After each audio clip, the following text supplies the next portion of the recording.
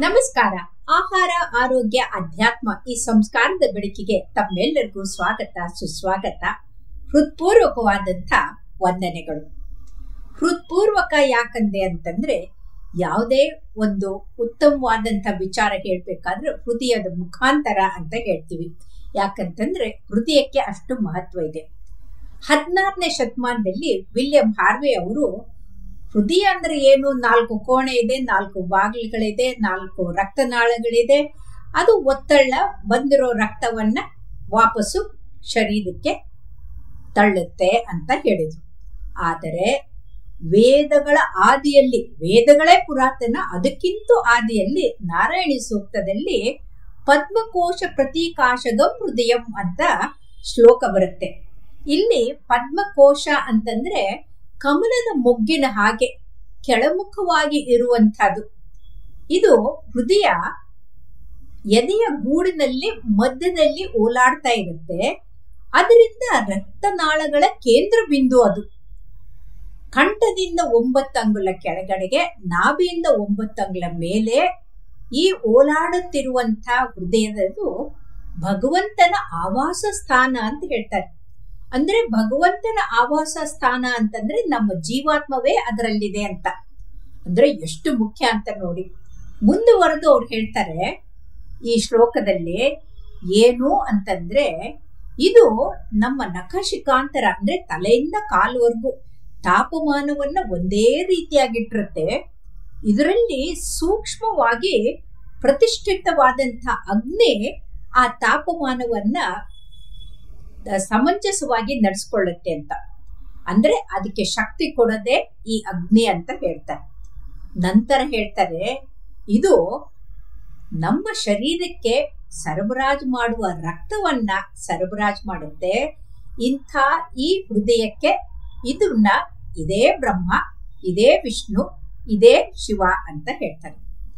ಹಾಗಾದ್ರೆ ಇದು ಮೊದಲು ತನಗೆ ಆಹಾರವನ್ನ ತಗೊಂಡು ನಂತರ ಶರೀರಕ್ಕೆ ಆಹಾರವನ್ನ ಸರಬರಾಜು ಮಾಡುತ್ತೆ ಅಂತಂತಾರೆ. ಹಾಗಾದ್ರೆ ಈ ಶ್ಲೋಕದಲ್ಲಿ ಹೇಳಿದ್ದೆಲ್ಲ ಸರಿ ಇದೆನಾ? ವೈಜ್ಞಾನಿಕವಾಗಿ 21ನೇ ಶತಮಾನದಲ್ಲಿ ನಾನು ಒಬ್ಬ ಹೃದ್ರೋಗ ತಜ್ಞೆಯಾಗಿ ಏನ್ ಹೇಳ್ತೀನಿ ಅಂತಂದ್ರೆ, ಇದು 100ಕ್ಕೆ 100ರಷ್ಟು ಸತ್ಯ ಅಂತ. ಯಾಕೆ ಅಂತಂದ್ರೆ, ನಾವು ಆಂಜಿಯೋಗ್ರಾಮ್ ಮಾಡಿ ನೋಡಿದಾಗ ಹೃದಯದಿಂದ ಬರುವಂತ ಮೊದಲ ಆರ್ಟ್ರಿಗಳೇ ಕೊರೊನರಿ ಆರ್ಟ್ರಿಗಳು. ಅದು ಹೃದಯಕ್ಕೆ ಸರಬರಾಜು ಮಾಡುತ್ತೆ. ನಂತರ ತಲೆ, ಕಾಲು, ಕೈಗೆ ಹೋಗುವ ಎಲ್ಲಾ ರಕ್ತನಾಳಗಳಿಗೆ ಸರಬರಾಜು ಮಾಡುತ್ತೆ. ಇದು ಸತ್ಯ. ಎರಡನೇದು, ಹೃದಯ ಎಂಥ ಅಗಾಧವಾದಂಥದ್ದು ಅಂತಂದ್ರೆ, ಅದಕ್ಕೆ 1 ನಿಮಿಷಕ್ಕೆ 80 ಸಲ ಅಂತಂದ್ರೆ ಒಂದು ದಿನಕ್ಕೆ 1,15,200 ಸಲ ಬಿಟ್ಕೊಳುತ್ತೆ. ಅಂದ್ರೆ ಯೋಚನೆ ಮಾಡಿ, ದಿನಕ್ಕೆ 1,15,200 ಅಂತಂದ್ರೆ ಅದನ್ನ ಗುಣಾಕಾರ ಮಾಡಿ, ಅದು ಯಾವ್ದ್ರಿಂದ 365 ದಿನ, ಅದನ್ನ ಮತ್ತೆ ಗುಣಾಕಾರ ಮಾಡಿ ನಮ್ಮ ಆಯುಸ್ಸು 60, 70, 80ರವರೆಗೂ. ಎಷ್ಟು ಸಲ ಹೃದಯ ಮಿಡಿತೆ ಅಂತ ನಾವು ಲೆಕ್ಕ ಹಾಕಕ್ಕಾಗತ್ತಾ? ಇಲ್ವೇ ಇಲ್ಲ. ನಾವು ಸ್ವಲ್ಪ ನಡೆದ್ರೆ ಕಾಲು ಸುಸ್ತಾಯ್ತು, ಕೈ ಸುಸ್ತಾಯ್ತು, ಅಯ್ಯೋ ಓದಿದ್ರೆ ತಲೆ ಬೇಸಿಗೆ ಅಂತ ಬಿಡ್ತೀವಿ. ಆದ್ರೆ ಹೃದಯ ಮಾತ್ರ ಮಿಡಿಯೋದನ್ನ ನಿಲ್ಸದೇ ಇಲ್ಲ, ಮಿಡಿತಾನೇ ಇರುತ್ತೆ. ಅಷ್ಟೇ ಅಲ್ಲ, ಅದರಲ್ಲಿ ಎಷ್ಟು ಅಗಾಧವಾದ ಶಕ್ತಿ ಇರುತ್ತಂದ್ರೆ, 1 ನಿಮಿಷಕ್ಕೆ 80 ಸಲ ಹೊಡೆಯೋದ್ರ ಜೊತೆಗೆ ಒಂದು ದಿನಕ್ಕೆ 2,500 ರಿಂದ 5,000 ಗ್ಯಾಲನ್ ರಕ್ತವನ್ನ ಪಂಪ್ ಮಾಡುತ್ತೆ. ಇಷ್ಟು ರಕ್ತವನ್ನ ಪಂಪ್ ಮಾಡಬೇಕಾದ್ರೆ ಎಲಿಜಬೆತ್ನ ಹಡಗನ್ನ ನಾವು ಲಂಡನ್ ನಿಂದ ನ್ಯೂಯಾರ್ಕ್, ನ್ಯೂಯಾರ್ಕ್ ಇಂದ ಲಂಡನ್ಗೆ ತರಬಹುದು. ಅಂದ್ರೆ ಅದು ಇಂಧನ, ಅದಕ್ಕೆ ಖರ್ಚು ಮಾಡುವಂತ ಎನರ್ಜಿ ಇದೆಯಲ್ಲ ಅಷ್ಟು. ಅದಕ್ಕೆ ಅವ್ರು ಹೇಳ್ತಾರೆ, ಇಲ್ಲಿ ಅಗ್ನಿ ಸೂಕ್ಷ್ಮ ರೂಪವಾಗಿ ಸ್ಥಾಪಿತಗೊಂಡಿದೆ ಅಂತ. ಇನ್ನು ಅಣುರೂಪವಾಗಿ ಇದರಲ್ಲಿ ಸ್ಥಾಪಿತಗೊಂಡ ಅವನೇ ಬ್ರಹ್ಮ, ಅವನೇ ವಿಷ್ಣು, ಅವನೇ ಶಿವ ಅನ್ನಕ್ಕೆ ಕಾರಣ ಏನಂದ್ರೆ, ಹೃದಯ ಮಿಡಿದು ರಕ್ತ ಹೊರಹೊಮ್ಮಿದರೆ ನಮ್ಮ ಶರೀರದಲ್ಲಿರುವಂತ 60 ಟ್ರಿಲಿಯನ್ ಜೀವಕಣಗಳಿಗೆ ಪ್ರಾಣವಾಯು ಪೋಷಣೆ ಮುಟ್ಟುತ್ತೆ. ಆ ಹೊಸ ಕಣಗಳು, ಜೀವಕಣಗಳು ಉತ್ಪತ್ತಿಯಾಗುತ್ತೆ, ಅದು ಬ್ರಹ್ಮ. ಈಗ ಇರೋ ಜೀವಕಣಗಳನ್ನ ಪೋಷಣೆ ಕೊಟ್ಟು ಉಳಿಸುತ್ತೆ, ಅದೇ ವಿಷ್ಣು.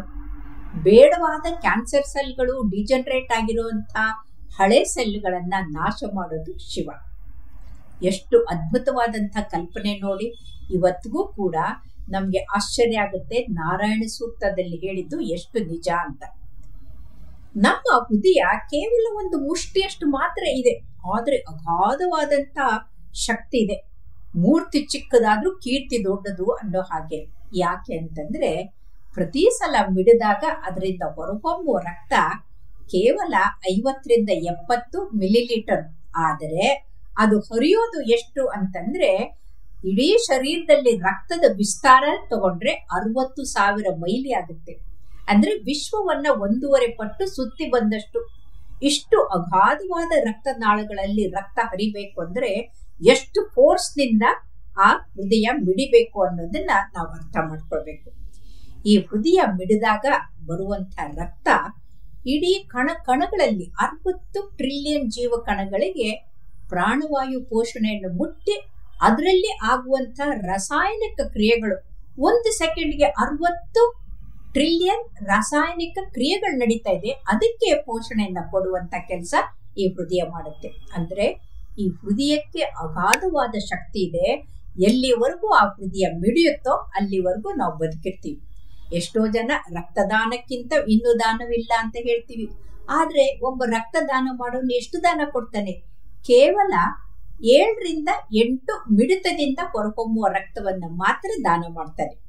ಆದ್ರೆ ಆ ಹೃದಯ ನಮಗಾಗಿ ಕೋಟ್ಯಾನುಕೋಟಿ ಸಲ ಮಿಡಿತಾ ಇದ್ರು ಕೂಡ ನಾವು ಅದರ ಕಡೆಗೆ ಗಮನ ಕೊಡದೇ ಇರೋದು ದುರಂತ.